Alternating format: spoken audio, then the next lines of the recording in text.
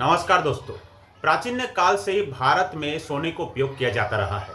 Gold, a noble metal, is mentioned several times in our ancient sacred Vedic texts.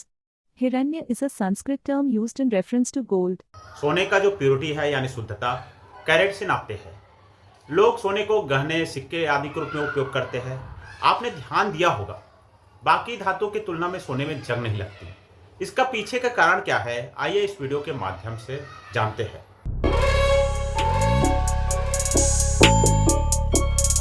सोना एक पीले रंग की धातु है जिसकी कीमत काफ़ी होती है।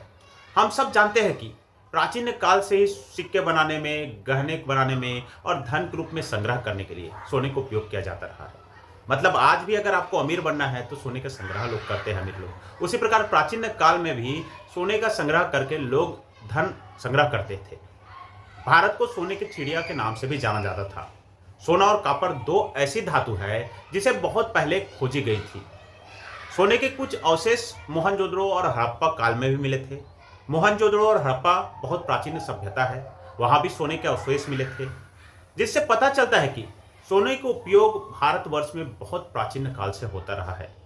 सोने का औषधि के रूप में भी प्रयोग किया जाता रहा है, जिसका वर्णन आज से लगभग 23 साल पहले लिखी हुई चरक संहिता में दिया गया है। In general, the medicinal indications of Swarna, gold can be found in almost all ancient medical classics, such as the Charak Sanhita, 1500 BC, Sushruta Sanhita, 1000 BC, and Astan Hriday, 400 AD. यहाँ तक कि चाणक्य के द्वारा रचित अर्थशास्त्र में सोने की पहचान करने के उपाय, सोने कहाँ से प्राप्त किया जा सकता है और सोने का उपयोग के बारे में बताया गया है। इससे ज्ञात होता है कि भारत प्राचीन काल से ही स्वर्ण कला में माहिर था, यानी भारत का स्वर्ण कला का जो स्तर था उच्च था। आयुर्वेद के अनुसार सोना बल बढ़ाने में, रोग प्रतिरोधक क्षमता या डिजीज रेजिस्टेंस पावर बढ़ाने में बहुत सहायक होता है। यानी सोना का उपयोग से आप अपनी इम्यूनिटी भी बढ़ा सकते हो। आइए इस वीडियो के माध्यम से जानते हैं कि बाकी धातु की तरह सोने में जंग क्यों नहीं लगता। जंग या संक्षारण या करोजन को इस तरह समझा जा सकता है, जब धातुएं वायु या नमी के संपर्क में आती है तो धातु के सतह पर कुछ अवांछनीय या अनवांटेड मटेरियल्स डिपॉजिट हो जाते हैं। ये अनवांटेड मटेरियल के रूप में होता है धातु के ऑक्साइड्स, कार्बोनेट, सल्फेट या सल्फाइड बन जाते हैं।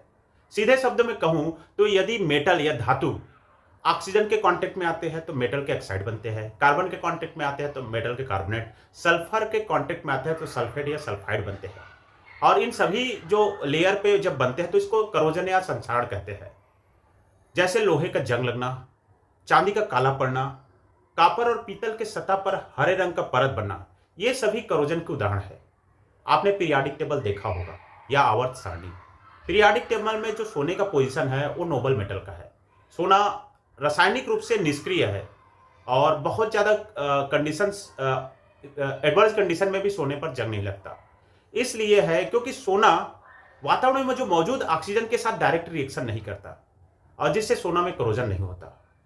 सोना फ्री रूप में भी पाया जाता है, जबकि अन्य धातुएं हैं उनके अयस्क के रूप में पाया जाता है और अयस्क से ही धातु निकालने की एक महंगी प्रक्रिया से गुजरना पड़ती है।